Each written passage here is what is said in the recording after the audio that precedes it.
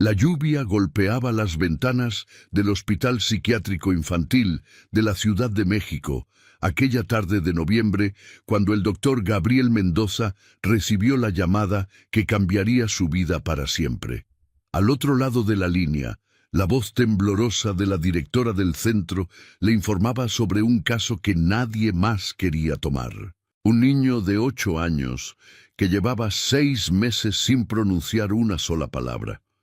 El doctor Mendoza, un hombre de 45 años con más de 2 décadas dedicadas a la psicología infantil, había visto casos difíciles en su carrera. Niños traumatizados por la violencia, huérfanos de la guerra contra el narcotráfico, víctimas de abusos inimaginables. Pero algo en la voz de la directora le hizo intuir que este caso era diferente. Había urgencia, sí, pero también miedo. Un miedo que se filtraba entre cada palabra, como si el simple hecho de hablar sobre el niño pudiera traer consecuencias. Martín Flores había sido encontrado en las afueras de Ciudad Nezahualcóyotl, caminando descalzo por la carretera México-Puebla a las 3 de la madrugada, cubierto de lodo y con la mirada perdida en un punto inexistente del horizonte. Un camionero que regresaba de una entrega lo había visto, y asustado por la escena surrealista de un niño tan pequeño en medio de la nada, llamó a las autoridades. Cuando la policía llegó, Martín no opuso resistencia, simplemente se dejó llevar, como un muñeco sin voluntad propia. Los primeros informes médicos revelaban que el niño no tenía lesiones físicas graves, solo rasguños superficiales en los brazos y piernas, compatibles con haber caminado entre arbustos. Pero su estado mental era otra historia. Martín no respondía a estímulos verbales, no establecía contacto visual y permanecía inmóvil durante horas, como si su cuerpo estuviera presente pero su mente habitara otro lugar. Los médicos del Hospital General lo habían clasificado como un caso de mutismo selectivo severo, posiblemente causado por un trauma extremo, y lo habían transferido al psiquiátrico. Durante 6 meses, 5 psicólogos diferentes habían intentado establecer comunicación con Martín. Habían probado terapia de juego, arteterapia, musicoterapia, incluso habían traído perros entrenados para terapia asistida. Nada funcionaba. El niño permanecía encerrado en su silencio, como si un muro invisible separara su mundo interior del exterior. Lo único que hacía era dibujar. Dibujaba constantemente con crayones negros y rojos, siempre las mismas imágenes, casas sin ventanas, figuras humanas sin rostros, y algo que parecía ser un pozo profundo, del cual salían manos extendidas hacia arriba. El doctor Mendoza aceptó el caso más por compasión que por confianza en poder resolverlo. Sabía que las probabilidades de éxito eran mínimas, pero algo en la descripción del niño había tocado una fibra sensible en él. Tal vez era el padre que llevaba dentro, recordando a su propia hija de la misma edad. O tal vez era el profesional que nunca había podido rechazar un desafío, por imposible que pareciera. La primera vez que el doctor Mendoza vio a Martín fue un martes por la mañana. El niño estaba sentado en una esquina de la sala de terapia, con las rodillas pegadas al pecho y la mirada fija en la pared blanca frente a él. Tenía el cabello negro azabache, despeinado y más largo de lo que debería para un niño de su edad, probablemente porque nadie había logrado acercarse lo suficiente para cortárselo. Su piel morena clara estaba pálida, casi grisácea, producto de 6 meses de encierro lejos del sol. Los ojos oscuros, hundidos en sus cuencas, parecían 2 pozos sin fondo. El doctor Mendoza no intentó hablarle ese primer día. Se limitó a sentarse en el otro extremo de la habitación. Sacó un cuaderno y comenzó a escribir, como si Martín no estuviera ahí. Fue una estrategia deliberada. Crear un ambiente sin presión, sin expectativas. Después de 40 minutos de silencio compartido, el doctor se levantó y salió de la sala sin decir palabra. Repitió este patrón durante 2 semanas. Cada día llegaba a la misma hora. Se sentaba en el mismo lugar, escribía o leía y se iba sin intentar interactuar directamente con Martín. Pero el doctor Mendoza era observador. Notó pequeños cambios en el comportamiento del niño. Al tercer día, Martín había girado ligeramente la cabeza en su dirección, aunque sin mirarlo directamente. Al séptimo día, el niño había dejado de apretar tan fuerte sus rodillas contra el pecho. Al 10º día, Martín había recogido un crayón rojo del suelo y lo había colocado sobre la mesa, como si estuviera organizando su espacio. Fue en la tercera semana cuando el doctor Mendoza decidió hablar. No le habló a Martín directamente, sino que comenzó a narrar historias en voz alta, como si estuviera hablando consigo mismo. Eran historias sencillas, de niños que vivían aventuras, que enfrentaban miedos, que encontraban amigos en lugares inesperados. Nunca mencionaba trauma, dolor o pérdida, solo historias llenas de luz y esperanza. Martín no reaccionaba verbalmente, pero el doctor Mendoza notó que sus ojos, que antes estaban completamente vacíos, ahora parpadeaban con más frecuencia cuando escuchaba ciertas palabras. Palabras como casa, mamá, seguro. Cada vez que el doctor mencionaba estas palabras, algo en el rostro de Martín se contraía levemente, como si un fantasma invisible le tocara el alma. Una tarde, mientras el doctor Mendoza narraba la historia de un niño que había perdido su camino en el bosque, pero encontró el hogar siguiendo las estrellas, Martín hizo algo que no había hecho en meses. Lloró. No fueron lágrimas ruidosas ni sollozos dramáticos. Fueron lágrimas silenciosas que simplemente comenzaron a rodar por sus mejillas, como si su cuerpo finalmente hubiera encontrado una forma de liberar un poco del dolor acumulado. El doctor Mendoza no se acercó, no intentó consolarlo físicamente, simplemente bajó el tono de su voz, hizo la historia más suave, más reconfortante, y dejó que Martín llorara todo lo que necesitara. Cuando las lágrimas finalmente cesaron, el doctor colocó una caja de pañuelos desechables cerca del niño, pero no lo suficientemente cerca como para invadir su espacio, y continuó con su rutina como si nada hubiera pasado. Esa noche, el doctor Mendoza revisó el expediente de Martín con más detención. La información era escasa y frustrante. El niño había sido reportado como desaparecido 2 meses antes de ser encontrado en la carretera. Su madre, Elena Flores, una mujer de 32 años que trabajaba como empleada doméstica, había denunciado su desaparición en la delegación de policía de Nezahualcóyotl. Según el reporte, Martín había salido a jugar al parque cerca de su casa un sábado por la tarde y nunca regresó. La investigación policial había sido, en el mejor de los casos, negligente.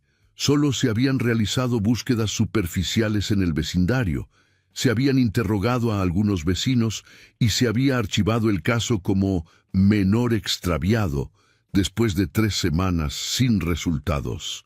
La madre había suplicado, había gritado, había acampado frente a la delegación exigiendo que buscaran a su hijo. Pero en un país donde desaparecían decenas de personas cada día, un niño más en la estadística no movía muchas conciencias oficiales.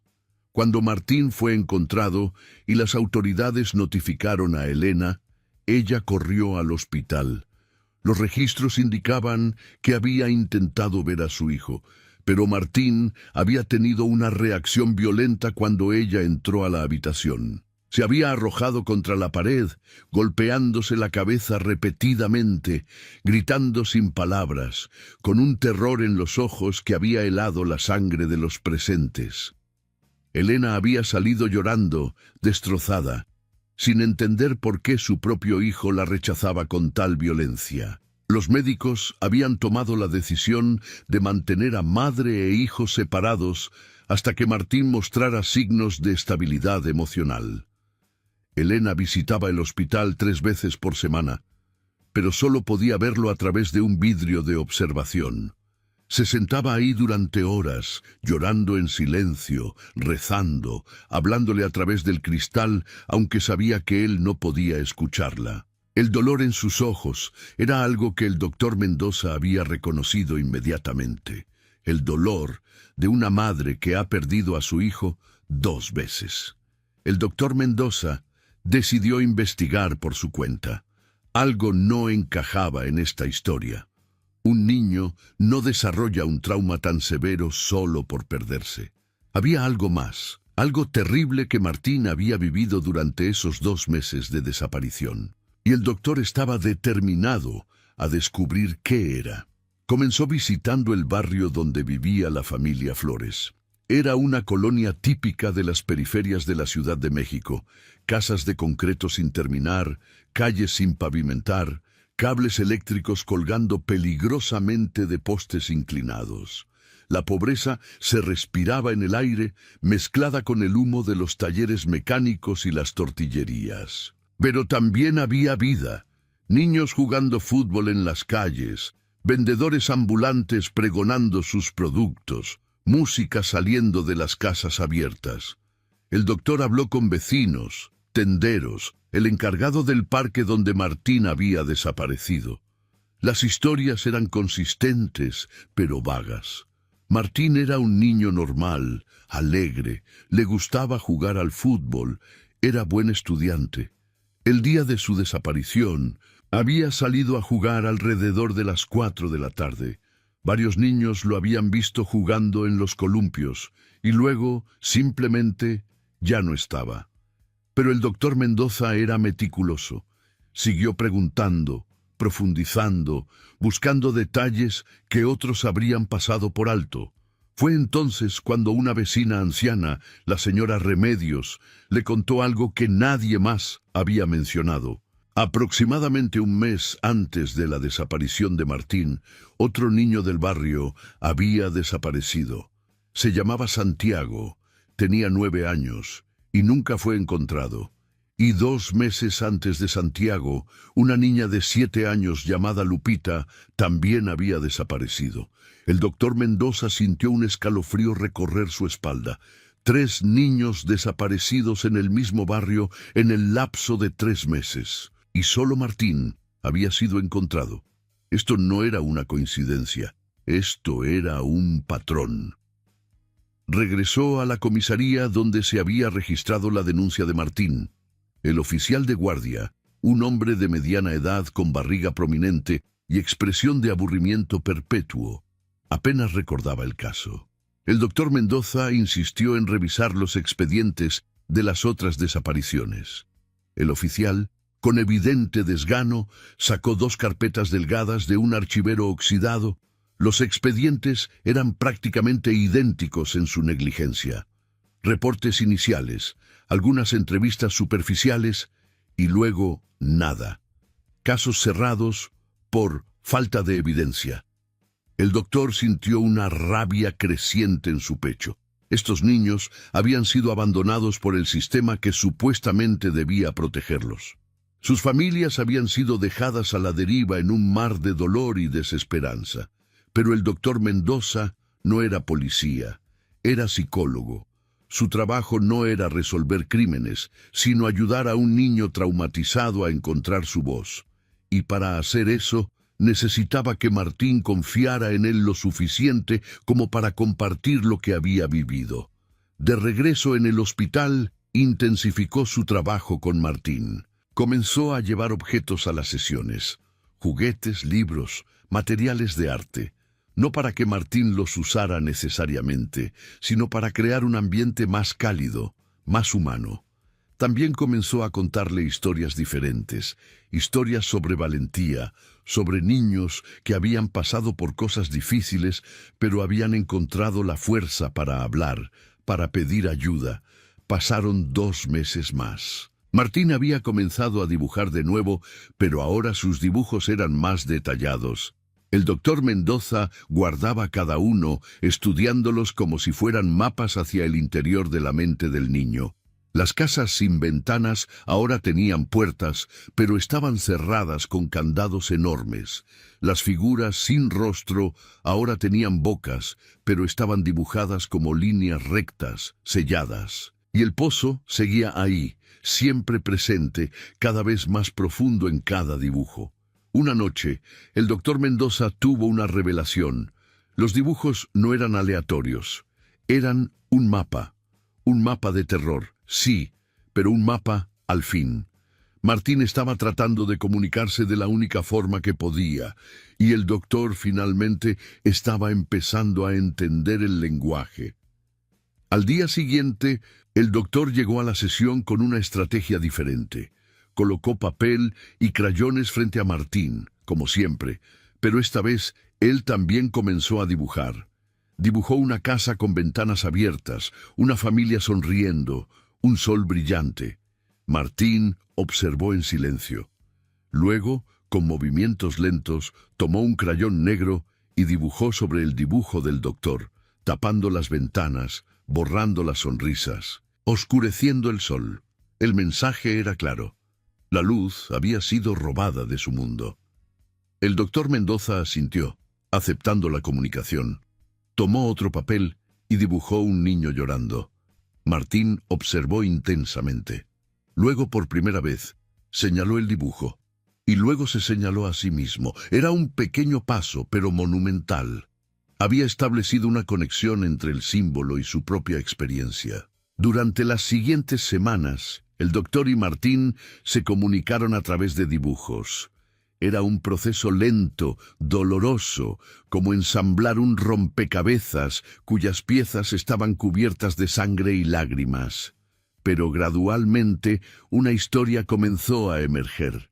Martín dibujó la secuencia de eventos. Él jugando en el parque, una camioneta blanca acercándose, un hombre con sombrero ofreciéndole dulces, el niño siendo arrastrado dentro del vehículo. Luego, los dibujos se volvían más oscuros, más caóticos. Una habitación sin luz, otros niños llorando, voces gritando, y siempre, siempre, ese pozo. El doctor Mendoza sentía su estómago revolverse con cada nuevo dibujo. Este niño había vivido un infierno y de alguna manera había sobrevivido. Pero, ¿qué había pasado con los otros niños? ¿Con Santiago y Lupita? Una tarde, mientras Martín dibujaba, el doctor notó algo que le heló la sangre. En el dibujo más reciente, Martín había dibujado 3 figuras pequeñas dentro del pozo. 2 estaban tumbadas, inmóviles. Una estaba de pie, con las manos extendidas hacia arriba. El doctor no necesitaba ser detective para entender lo que significaba. 2 niños muertos, uno vivo. Esa noche, el doctor Mendoza no pudo dormir. Tenía información suficiente para acudir a las autoridades, pero ¿qué les diría? ¿Que un niño mudo le había comunicado a través de dibujos que había presenciado asesinatos? Sin testimonio verbal, sin pruebas concretas, sin siquiera una ubicación clara del crimen, sus acusaciones serían descartadas. Necesitaba más. Necesitaba que Martín hablara. Pero obligar a un niño traumatizado a hablar antes de estar listo podía destruir todo el progreso que habían logrado.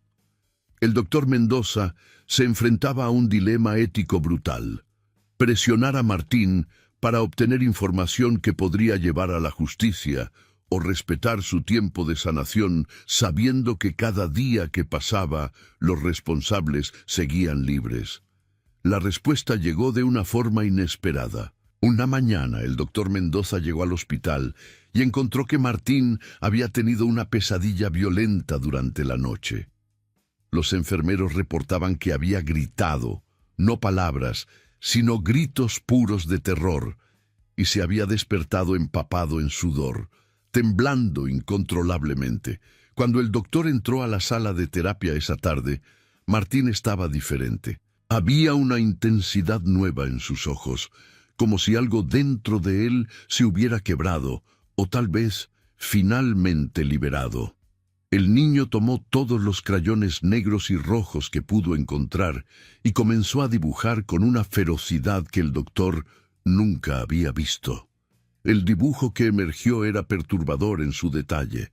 Una construcción abandonada, con ventanas rotas y grafiti en las paredes. Un sótano. Y en el sótano, ese pozo que había aparecido en todos sus dibujos anteriores. Pero esta vez, Martín añadió algo más. Números. Estaba tratando de escribir una dirección. El doctor Mendoza sintió su corazón acelerarse. Martín le estaba dando la ubicación. Pero los números estaban desordenados, confusos, como si el niño estuviera tratando de recordar algo que su mente había intentado borrar. El doctor trabajó con él pacientemente, usando técnicas de memoria asociativa, ayudándolo a organizar los fragmentos. Finalmente, después de 2 horas de trabajo intenso, tenían algo. Calle Águilas, número 347, en una zona industrial abandonada al este de Nezahualcóyotl. El doctor Mendoza se enfrentaba ahora a la decisión más difícil de su carrera. Podía llevar esta información a la policía, pero basándose en su experiencia previa, sabía que la respuesta sería lenta, burocrática, posiblemente inútil. También existía el riesgo de que, si había corrupción involucrada como sospechaba, alertar a las autoridades pudiera significar que los culpables fueran avisados y destruyeran evidencia. Tomó una decisión que sabía era éticamente cuestionable, pero moralmente necesaria. Esa noche, él mismo iría a verificar la ubicación. Si encontraba algo, entonces involucraría a las autoridades con evidencia concreta que no pudieran ignorar. La calle Águilas, en la zona industrial abandonada, era exactamente lo que uno esperaría de un escenario de pesadilla: edificios de fábrica en ruinas, sus ventanas como cuencas oculares vacías en la oscuridad, perros callejeros aullando en la distancia. El único sonido, además de sus propios pasos, era el golpeteo irregular de un letrero de metal oxidado mecido por el viento. El doctor Mendoza llevaba una linterna potente y su teléfono celular con la batería completamente cargada.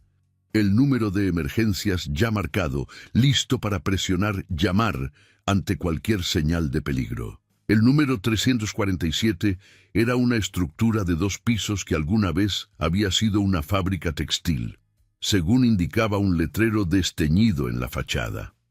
La puerta principal estaba asegurada con cadenas, pero una de las ventanas laterales estaba rota, ofreciendo acceso al interior. Su instinto profesional le gritaba que esto era una terrible idea, que debería regresar y llamar a la policía. Pero la imagen de Martín, dibujando desesperadamente, tratando de comunicar su horror, lo impulsó a continuar. Pasó a través de la ventana rota, sintiendo cómo los vidrios rasgaban levemente su chamarra. El interior era un laberinto de maquinaria abandonada, escombros y oscuridad. El haz de su linterna cortaba la penumbra, revelando grafitis en las paredes, jeringas usadas en el suelo, evidencia de que este lugar había sido refugio de indigentes o adictos. Pero había algo más, algo que hizo que su piel se erizara. Huellas recientes en el polvo del suelo. Alguien había estado aquí recientemente. Siguiendo las huellas, el doctor encontró una escalera que descendía a lo que debía ser el sótano. Cada paso en los peldaños de concreto emitía un eco que parecía advertir de peligros inminentes. La temperatura bajaba a medida que descendía y un olor acre, a humedad y algo más, algo orgánico y podrido, llenaba el aire. El sótano era una sala amplia con techo bajo.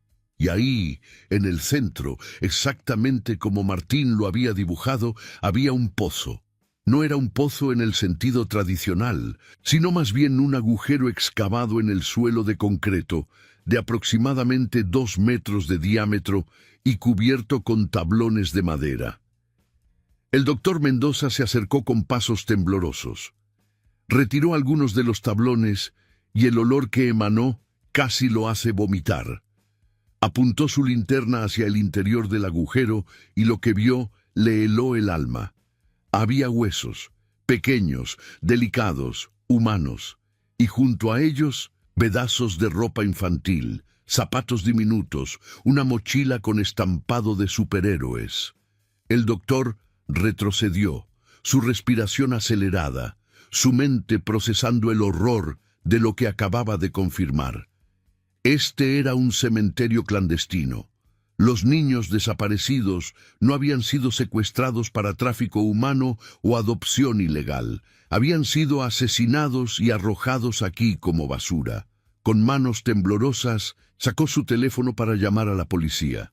Pero antes de que pudiera marcar, escuchó pasos detrás de él. Se giró bruscamente, la linterna iluminando una figura que emergía de las sombras. Era un hombre de unos 50 años, complexión robusta, con un sombrero de ala ancha que proyectaba sombras sobre su rostro. El mismo sombrero que Martín había dibujado una y otra vez. El hombre sostenía una barra de metal en una mano. «¿Quién eres tú?», preguntó el hombre con voz rasposa. «¿Qué haces aquí?». El doctor Mendoza intentó mantener la calma, aunque su corazón latía tan fuerte que estaba seguro de que el hombre podía escucharlo.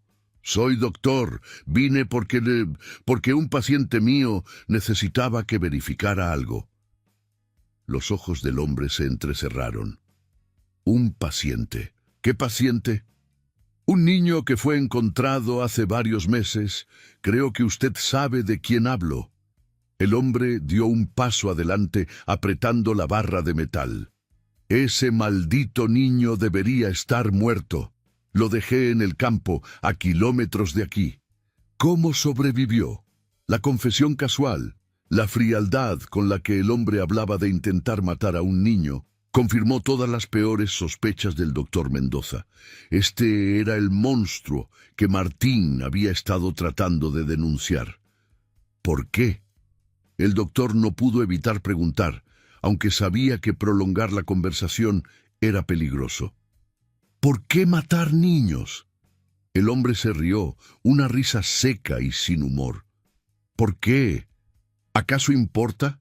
Son solo niños de la calle, nadie los extraña realmente. Sus madres lloran un poco, hacen su teatro, pero luego la vida continúa, yo solo. Me divierte, es tan fácil, tan simple. Les ofreces un dulce, los subes a la camioneta y nadie ve nada, nadie dice nada.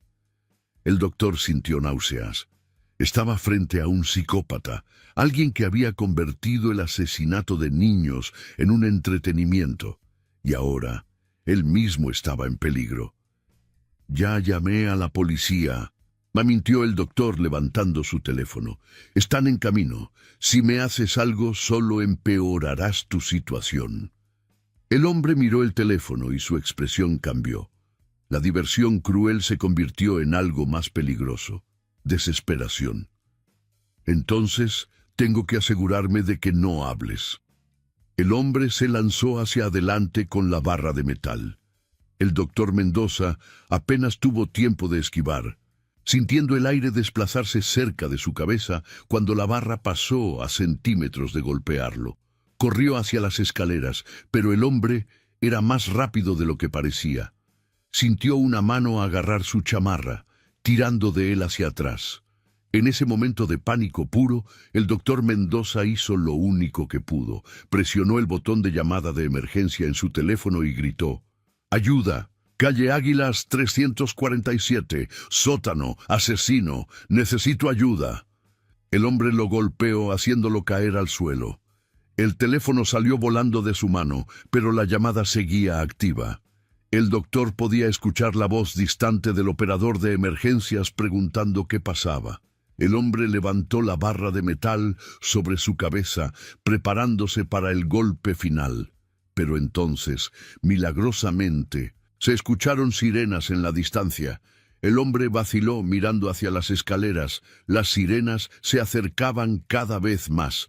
Tomó una decisión rápida, dejó caer la barra y corrió hacia otra salida del sótano que el doctor no había visto.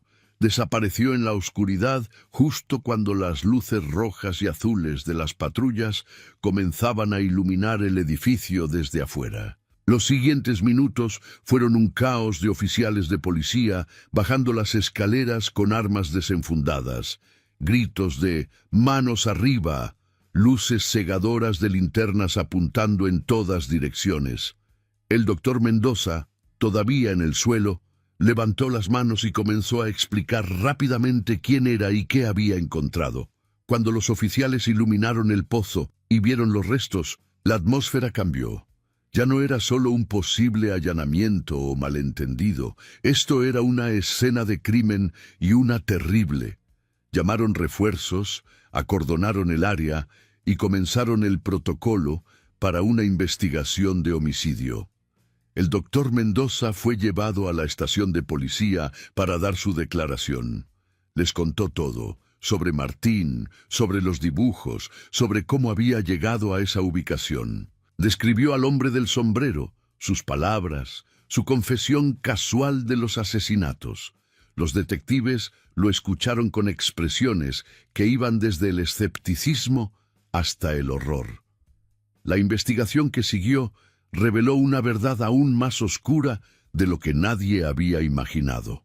El análisis forense de los restos encontrados en el pozo confirmó que pertenecían a al menos 6 niños diferentes, incluyendo Santiago y Lupita, pero había más víctimas, niños que nunca habían sido reportados como desaparecidos, niños tan marginados que su ausencia no había sido notada por un sistema que ya los había olvidado mucho antes de su muerte. El hombre del sombrero fue identificado gracias a la descripción del doctor Mendoza y al testimonio de vecinos que recordaban haber visto una camioneta blanca en el área alrededor de las fechas de las desapariciones. Se llamaba Ernesto Ríos, tenía 52 años y trabajaba como vigilante nocturno en varios edificios de la zona. Su empleo le daba acceso a lugares abandonados y le proporcionaba una coartada perfecta. Nadie cuestionaba a un vigilante rondando por edificios vacíos en la noche. La búsqueda de Ríos se convirtió en una de las operaciones más grandes que la policía de Nezahualcóyotl había realizado en años. Su foto estaba en todos los noticieros, en cada periódico. Las madres de los niños desaparecidos, que durante tanto tiempo habían sido ignoradas, de repente se encontraron con micrófonos en sus caras, reporteros preguntándoles sobre su dolor, políticos prometiendo justicia. Pero Ernesto Ríos había desaparecido. Conocía las calles, conocía los escondites y tenía la ventaja de saber que lo estaban buscando. Durante 3 semanas evadió a las autoridades mientras la presión pública crecía. Los medios lo llamaban el cazador de niños, un nombre sensacionalista que vendía periódicos, pero que también reflejaba el horror colectivo de la sociedad. Mientras tanto, en el hospital psiquiátrico, Martín vivía ajeno al caos que sus dibujos habían desencadenado. El doctor Mendoza, después de dar su declaración y ser tratado por las lesiones menores del encuentro con Ríos, regresó a su trabajo con el niño con una determinación renovada. Martín había arriesgado todo, incluso su cordura, para comunicar la verdad. Ahora era responsabilidad del doctor ayudarlo a procesar lo que había vivido. Las sesiones se volvieron más intensas. El doctor Mendoza, con el permiso de los investigadores, le mostró a Martín fotos de Ernesto Ríos que habían sido publicadas en los medios. Necesitaba confirmación visual de que este era el hombre responsable. Martín miró las fotos y su reacción fue inmediata y visceral. Comenzó a temblar. Sus ojos se llenaron de lágrimas y señaló la foto una y otra vez, golpeándola con el dedo como si quisiera destruirla. Era la confirmación que el doctor necesitaba, pero también era devastador ver el terror renovado en los ojos del niño. Rápidamente guardó las fotos y comenzó ejercicios de respiración con Martín, técnicas de anclaje para traerlo de vuelta al presente, al lugar seguro. Esa noche, por primera vez en 8 meses, Martín habló. No fueron palabras claras al principio, sino sonidos, sílabas fragmentadas que se atropellaban unas con otras. Pero el doctor Mendoza las escuchó con lágrimas en los ojos, porque cada sonido era un paso hacia la sanación, hacia la reclamación de la voz que le había sido robada. Durante los siguientes días, las palabras de Martín se volvieron más claras, más coherentes, y lo que contó fue un testimonio que destrozó cualquier resto de inocencia que pudiera quedar en el corazón del doctor Mendoza. Martín describió cómo Ríos lo había atraído con la promesa de llevarle un regalo a su madre, cómo lo había encerrado en el sótano con otros niños, cómo Ríos jugaba con ellos, un juego macabro donde les daba esperanza de escape solo para arrebatársela violentamente, cómo Martín había visto morir a Santiago, cómo había escuchado los últimos gritos de Lupita.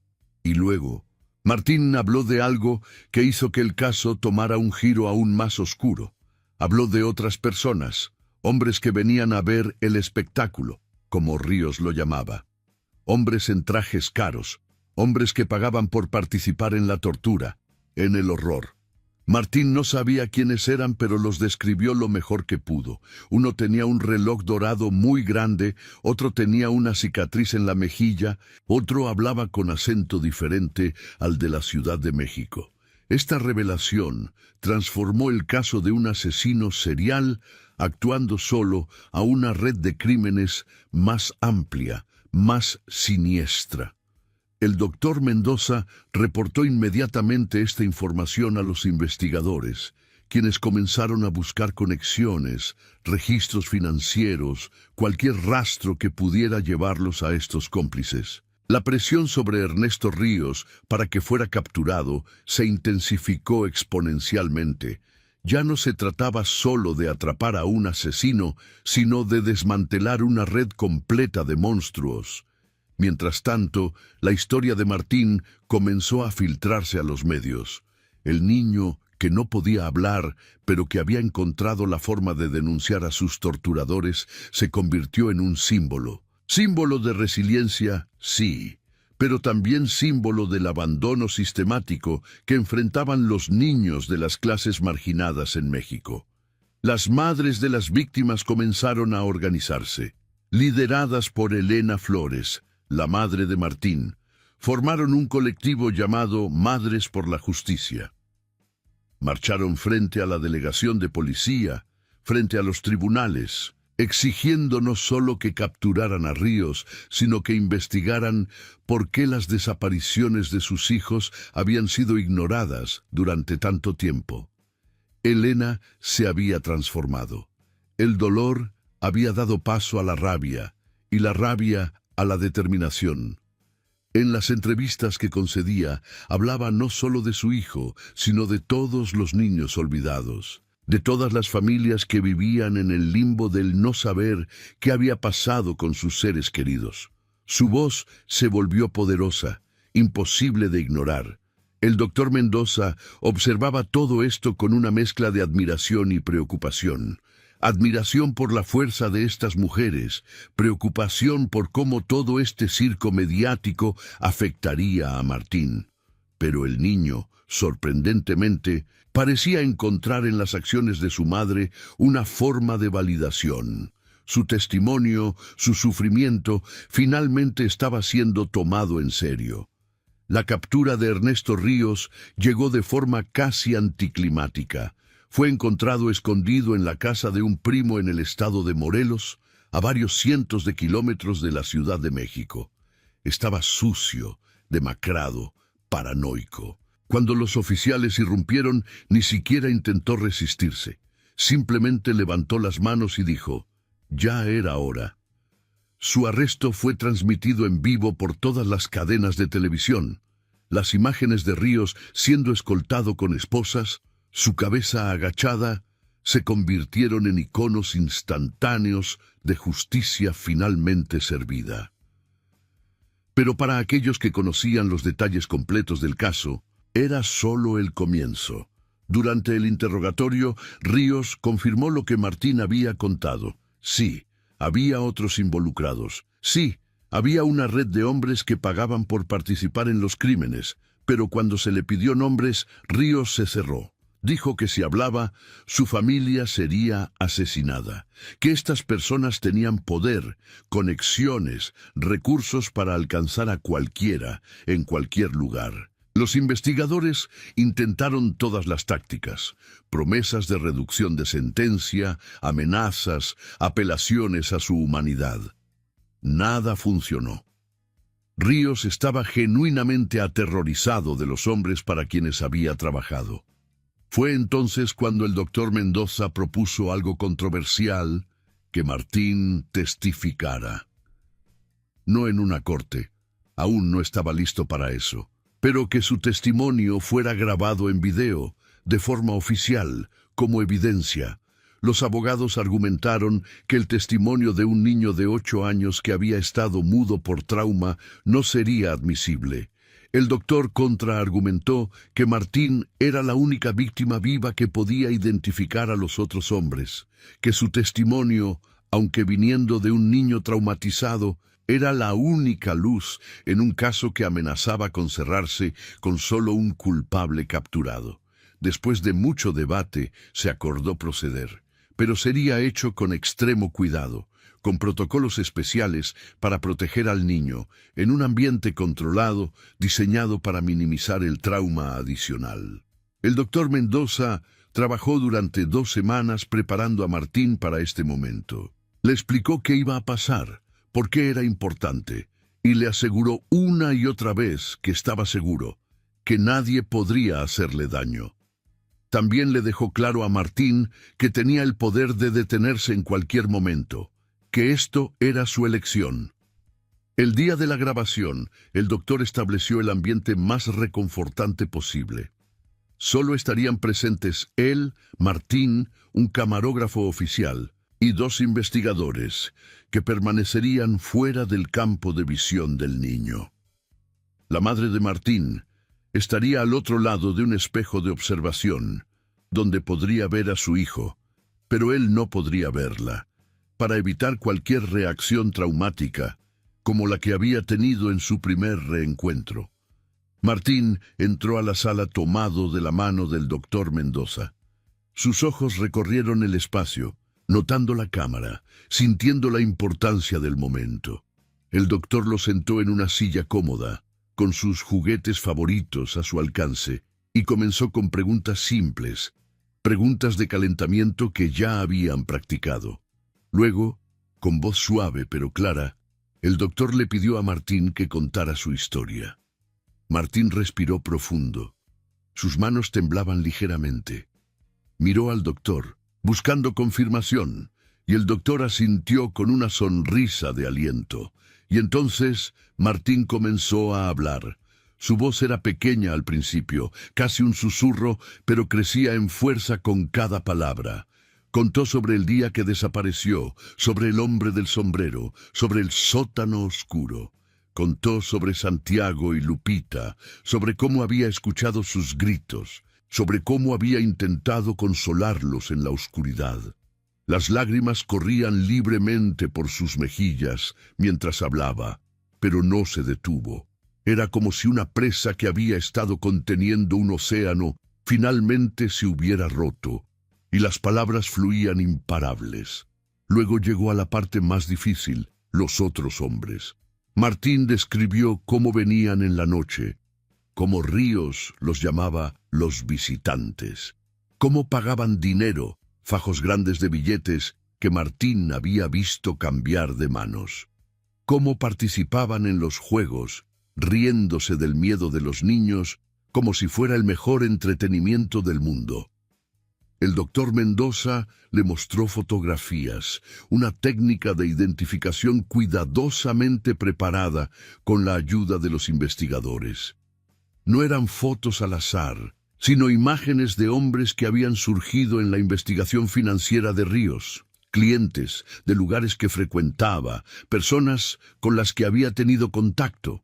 Martín miró cada foto cuidadosamente. En la mayoría movía la cabeza negativamente.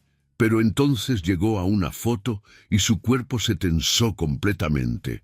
Él, dijo, su voz apenas un susurro.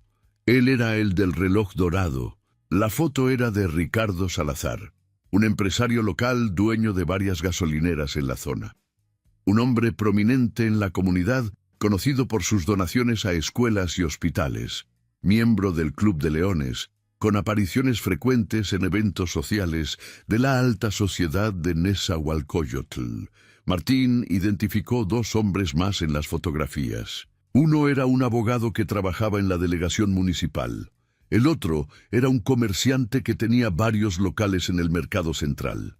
Todos ellos hombres respetables en apariencia, con familias, con posiciones en la sociedad. La grabación duró 3 horas. Al final, Martín estaba exhausto, pero también parecía más ligero, como si un peso invisible hubiera sido levantado de sus hombros. El doctor Mendoza lo abrazó, le dijo lo valiente que había sido y le permitió reunirse con su madre. El reencuentro entre Elena y Martín fue devastadoramente hermoso. Esta vez, Martín no se apartó. Se lanzó a los brazos de su madre y lloró, un llanto profundo y liberador. Elena lo sostuvo, meciendo su cuerpo, susurrando palabras de amor y perdón, lágrimas mezclándose con las de su hijo. Con el testimonio de Martín, los investigadores tenían bases para actuar. Las detenciones de Ricardo Salazar, el abogado Miguel Ángel Cortés y el comerciante Javier Mendoza se realizaron en operativos simultáneos en la madrugada. La conmoción fue inmediata. Estos no eran criminales de las sombras, eran pilares de la comunidad. Sus arrestos sacudieron los cimientos de la estructura de poder local. Los tres negaron las acusaciones vehementemente. Contrataron a los mejores abogados que el dinero podía comprar. Argumentaron que el testimonio de un niño traumatizado no era confiable, que esto era una casa de brujas, que Ríos estaba mintiendo para reducir su propia culpa. Pero los investigadores habían hecho su trabajo. Registros de llamadas telefónicas conectaban a estos hombres con Ríos. Transacciones bancarias mostraban retiros grandes de efectivo en fechas que coincidían con las desapariciones de niños. Cámaras de seguridad de negocios cercanos al edificio abandonado capturaron vehículos registrados a nombre de Salazar y Cortés en las proximidades en múltiples ocasiones. La evidencia circunstancial se acumulaba, pero el elemento más poderoso seguía siendo el testimonio de Martín. Un niño que había estado tan traumatizado que no podía hablar, pero que finalmente encontró su voz para acusar a sus torturadores. El caso se convirtió en un fenómeno nacional. Los debates sobre justicia, corrupción y la protección de los más vulnerables dominaban las conversaciones en todo México. El caso Martín Flores no era solo sobre un niño que sobrevivió. Era sobre un sistema que había fallado a incontables niños y sobre las grietas en la sociedad que permitían que monstruos operaran con impunidad. El juicio, cuando finalmente comenzó un año después, fue seguido por millones. Las madres del colectivo estaban presentes cada día, vistiendo camisetas con las fotos de sus hijos desaparecidos. Elena Flores se sentaba en primera fila, su rostro una máscara de determinación pétrea. Martín no tuvo que testificar en persona. Su testimonio en video fue presentado como evidencia, y aunque la defensa argumentó enérgicamente contra su admisibilidad, el juez determinó que, dadas las circunstancias extraordinarias del caso, sería permitido. Cuando el video fue reproducido en la sala del tribunal, el silencio era absoluto. Los rostros de los acusados se mantenían imperturbables, pero sus abogados no podían ocultar completamente la tensión. Ver a un niño de 8 años describir con tal detalle los horrores que había presenciado, nombrar a sus torturadores, era devastador. Los testimonios de expertos en psicología confirmaron que los detalles proporcionados por Martín eran consistentes con experiencias traumáticas reales, no con fantasías o influencia externa. El doctor Mendoza testificó sobre el proceso de meses que había llevado a Martín a poder hablar, sobre la autenticidad inquebrantable de sus recuerdos. La evidencia forense de los restos encontrados en el pozo estableció causa de muerte, trauma contundente, asfixia, lesiones compatibles con tortura prolongada. Los expertos describieron hallazgos que hicieron que miembros del jurado apartaran la mirada, que provocaron lágrimas en los espectadores. Ríos enfrentando la posibilidad de cadena perpetua, sin importar qué pasara, finalmente acordó un trato. Testificaría completamente contra sus coconspiradores a cambio de evitar la pena de muerte. Aunque México había abolido la pena de muerte, el caso había generado discusiones sobre su reinstauración para crímenes de esta naturaleza. Su testimonio corroboró cada detalle que Martín había proporcionado. Describió cómo había conocido a Salazar en un bar, y cómo una conversación casual sobre placeres extremos había evolucionado en una asociación criminal, cómo Salazar había traído a Cortés y Mendoza, cómo habían pagado cantidades crecientes por participar en actos cada vez más depravados. El testimonio de Ríos fue mecánico, sin emoción, como si estuviera describiendo transacciones comerciales ordinarias en lugar de asesinatos de niños. Esta falta de remordimiento, esta deshumanización absoluta de las víctimas, fue quizás más perturbadora que cualquier detalle gráfico de los crímenes. La defensa intentó desacreditar a Ríos, argumentando que estaba mintiendo para salvar su pellejo, que estaba implicando a hombres inocentes para desviar atención de su propia culpa. Pero cuando se presentaron las evidencias físicas, las conexiones financieras, los testimonios de testigos que habían visto a estos hombres cerca del edificio abandonado, el castillo de naipes de sus coartadas comenzó a colapsar. Uno por uno, sus propias acciones los traicionaron. Salazar había comprado el edificio abandonado a través de una compañía fantasma 2 años antes del primer asesinato. Cortés había usado su posición en la delegación para enterrar investigaciones, para desviar la atención de los reportes de desapariciones. Mendoza había proporcionado transporte, había ayudado a disponer de evidencia. El veredicto, cuando finalmente llegó después de 3 semanas de deliberaciones, fue unánime, culpables en todos los cargos. Ríos, Salazar, Cortés y Mendoza fueron sentenciados a las penas máximas permitidas bajo la ley mexicana. Las salas del tribunal estallaron en gritos de justicia, llanto de alivio, aplausos que duraron minutos. Pero para las madres del colectivo, para Elena Flores, la justicia no podía traer de vuelta a sus hijos. Las sentencias eran un cierre, sí, pero también un recordatorio permanente de lo que habían perdido. Martín, ahora con 9 años, estaba en terapia continua con el doctor Mendoza. Había regresado a vivir con su madre, a una casa nueva en un barrio diferente, lejos de los lugares que le traían recuerdos de terror. Había vuelto a la escuela, donde sus maestros habían sido cuidadosamente informados de su situación y estaban entrenados para apoyarlo. Tenía pesadillas todavía. Había días difíciles donde el mundo parecía demasiado aterrador para enfrentar, pero también había días buenos. Días donde jugaba fútbol con otros niños, donde se reía, donde era simplemente un niño. El doctor Mendoza visitaba a Martín semanalmente, no solo como terapeuta, sino como una figura de apoyo constante. Habían formado un vínculo que trascendía la relación profesional. El doctor había sido testigo de la transformación más profunda que había visto en su carrera. Un niño que había sido robado de sí mismo y que, paso a paso, estaba recuperando su identidad, su voz, su futuro. 1 año después del veredicto, Elena Flores organizó una ceremonia conmemorativa en el parque donde Martín había desaparecido. Habían erigido un pequeño monumento, una estatua de bronce de niños jugando, con una placa que llevaba los nombres de todas las víctimas conocidas de Ríos y sus cómplices. Era un lugar de memoria, pero también de esperanza. Martín estuvo presente en la ceremonia. De pie junto a su madre, con el doctor Mendoza a su lado, observó mientras docenas de personas colocaban flores alrededor del monumento. Madres lloraban por hijos que nunca regresaron. Hermanos recordaban risas que nunca volverían a escuchar. Pero también había gratitud. Gratitud porque al menos ahora sabían la verdad, porque los monstruos habían sido nombrados y castigados.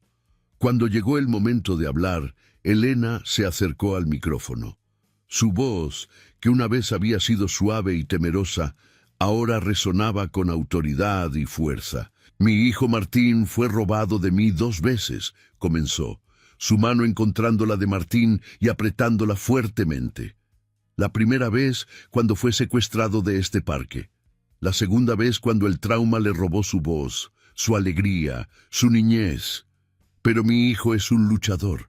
Encontró la forma de hablar cuando nadie creía que podría. Acusó a sus torturadores cuando el miedo podría haberlo silenciado para siempre. Hizo una pausa, sus ojos recorriendo las caras en la multitud, deteniéndose en cada madre del colectivo. Pero mi hijo no debería haber tenido que ser un héroe. Ningún niño debería. Nuestros hijos fueron abandonados por un sistema que debería haberlos protegido. Sus desapariciones fueron ignoradas porque eran pobres, porque venían de barrios como este, porque sus vidas no importaban lo suficiente para la gente en el poder.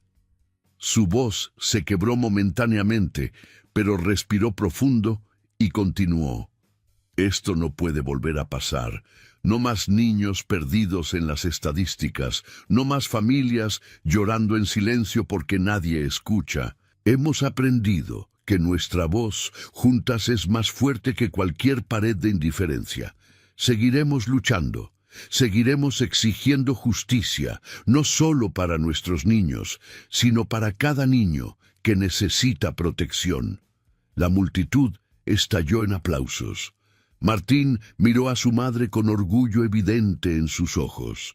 El doctor Mendoza sintió lágrimas correr por sus mejillas, sin avergonzarse de mostrar emoción ante el poder de este momento.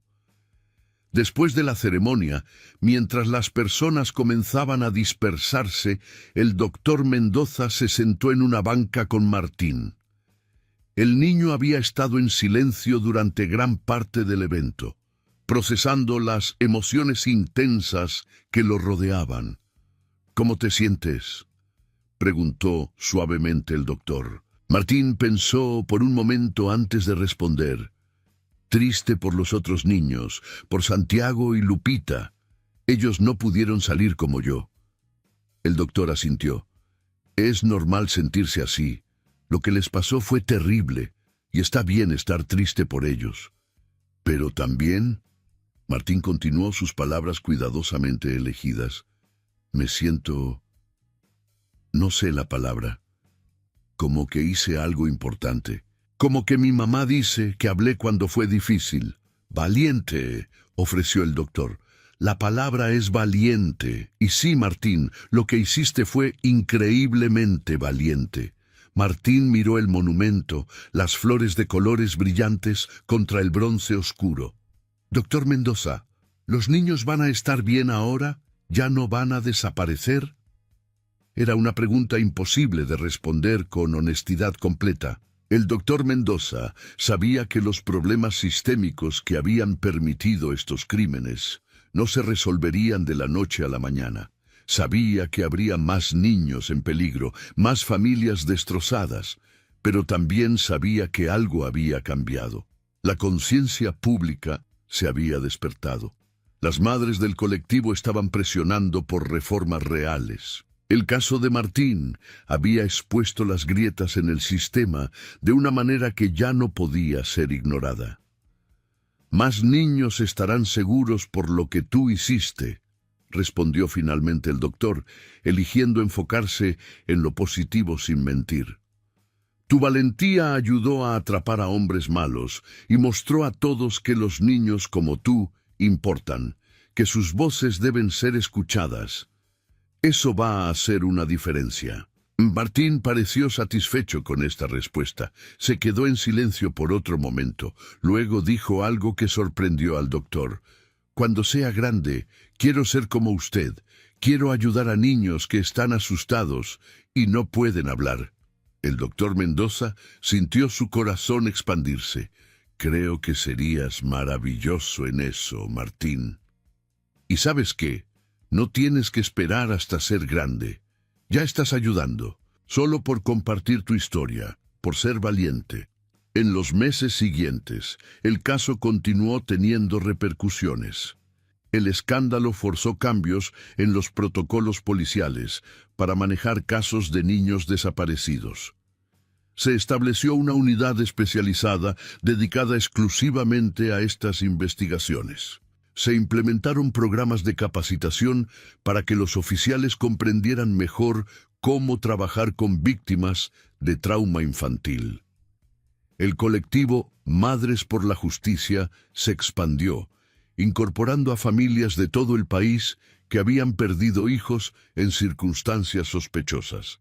Elena Flores se convirtió en una vocera nacional, invitada a foros internacionales sobre derechos humanos, consultada por legisladores trabajando en reformas de protección infantil. El doctor Mendoza publicó un estudio de caso sobre el trabajo con Martín, cambiando los nombres y detalles identificables para proteger la privacidad del niño, pero compartiendo las técnicas y enfoques que habían permitido romper a través del mutismo traumático. El artículo se convirtió en lectura obligatoria en programas de psicología infantil en todo Latinoamérica. Pero más allá de las políticas y los estudios académicos, el legado más profundo del caso Martín Flores era algo más intangible pero poderoso.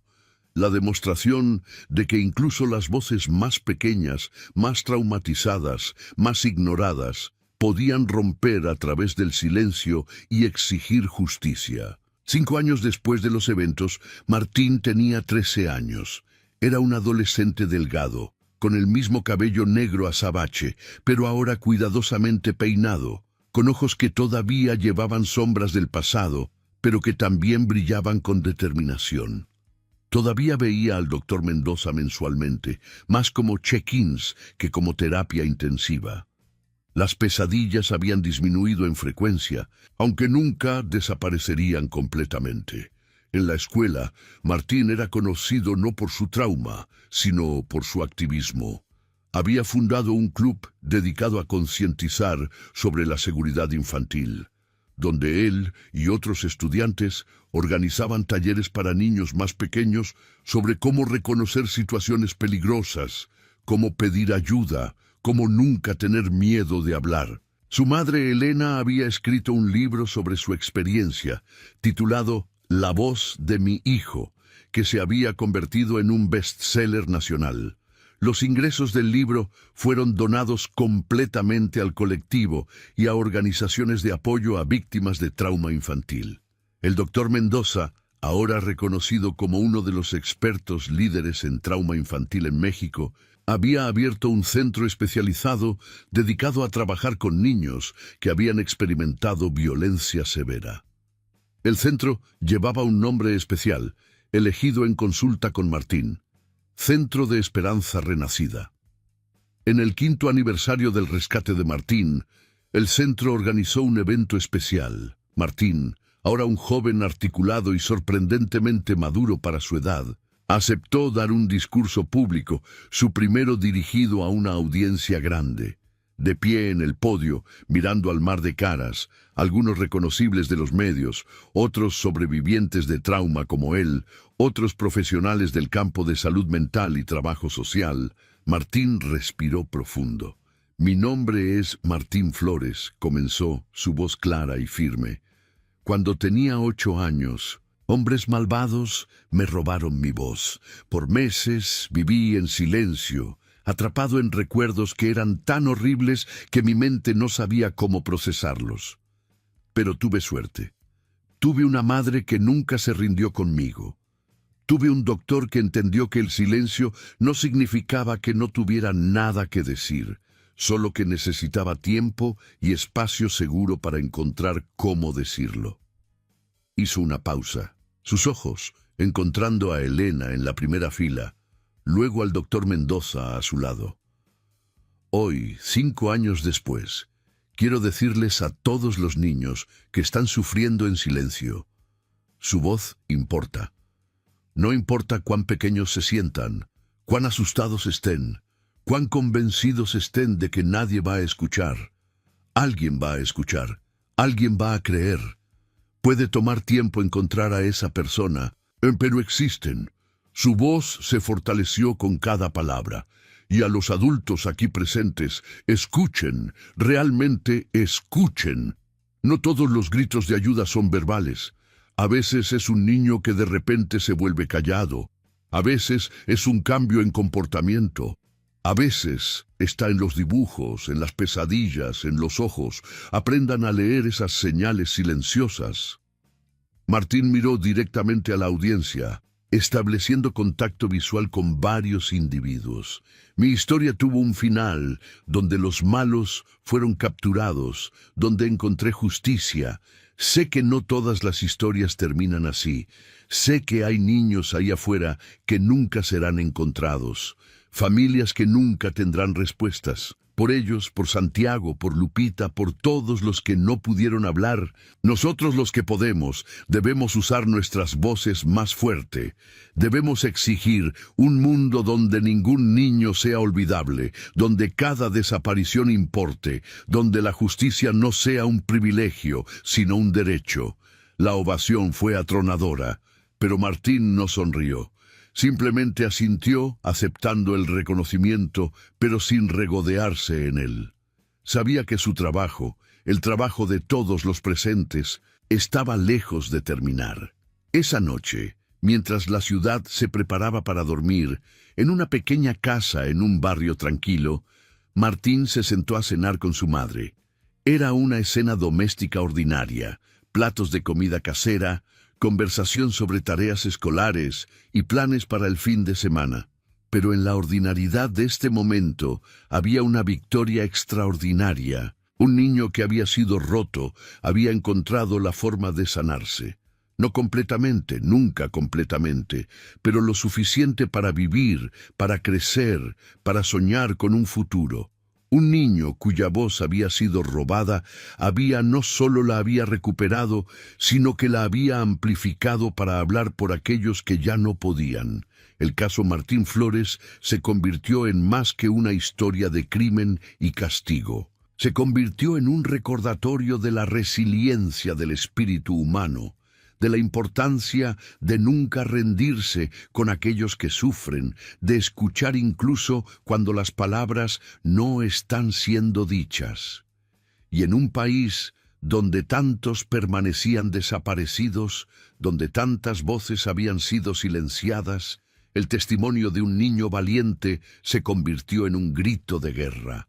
Nunca más niños olvidados. Nunca más silencio en la cara de la injusticia. Nunca más.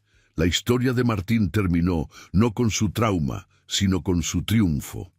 No el triunfo de borrar lo que había pasado, eso era imposible, sino el triunfo de rehusarse a ser definido solo por ello.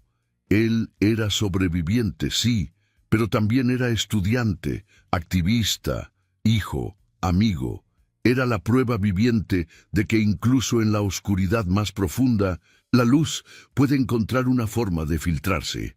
Y su acusación final, pronunciada no solo en aquel cuarto de terapia grabado, sino en cada discurso, en cada acto de valentía, resonaba como un eco que se negaba a desvanecerse.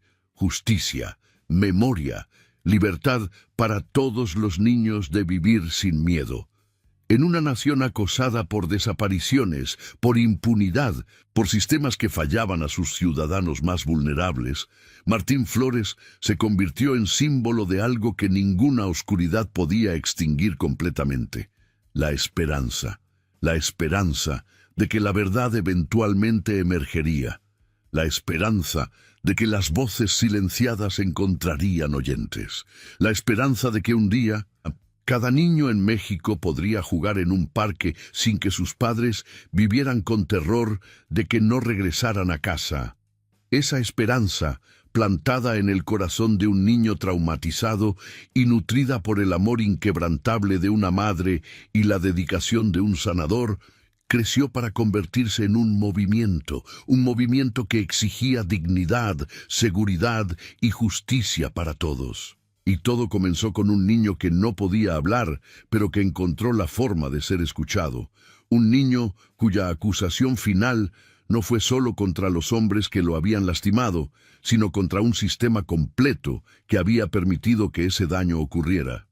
Una acusación que resonaría por generaciones, recordando a todos que el silencio ante la injusticia es complicidad, y que cada voz, sin importar cuán pequeña o quebrada, tiene el poder de cambiar el mundo.